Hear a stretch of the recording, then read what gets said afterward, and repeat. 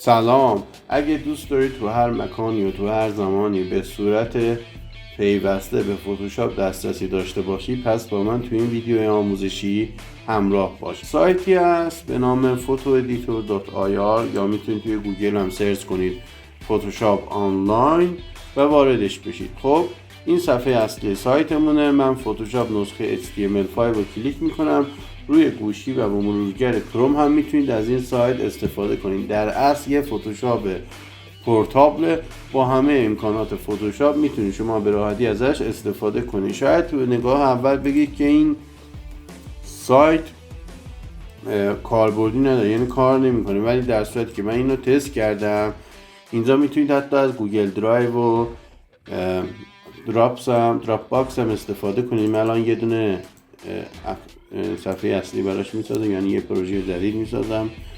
مثال میتونم اینجا یا از این شکل ها یه چیزی بکشم، بعد یا اینو پورش بدم.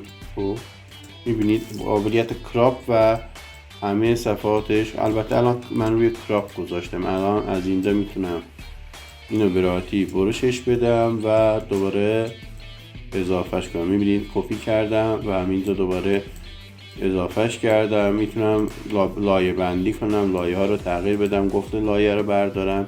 یعنی هر عکسی که شما داشته باشید میتونید وارد کنید، کاراتون رو انجام بدید، بعد دوباره بیاید از اینجا اکسپورت رو بزنید. PNG سیف میکنه، JPG سیف میکنه، گیف سیف میکنه، PDF هم سیف میکنه. خیلی جالب امکاناتش.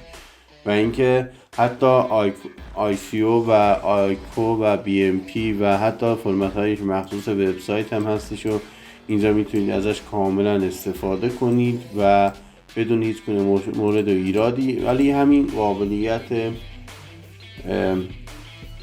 مولتی یعنی لایه بندیش خودش که یه دنیا امکاناته و همه فیلترها هم تقریبا داره. من البته همش رو تست نکردم، ولی یه تعدادی که بسیار کاربردی بود و داشتیم ازش استفاده میکنیم توی فتوشاپ اصلی این داره و اینکه میتونید به راحتی ازش استفاده کنید و مهمتر از همه توی نسخه موبایل هم خیلی کاربرد داره.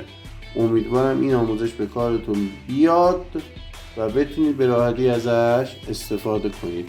موفق و پرسود و پیروز باشید. حتما کانالم سابسکرایب کنید، لایک و کامنت فراموش نشه.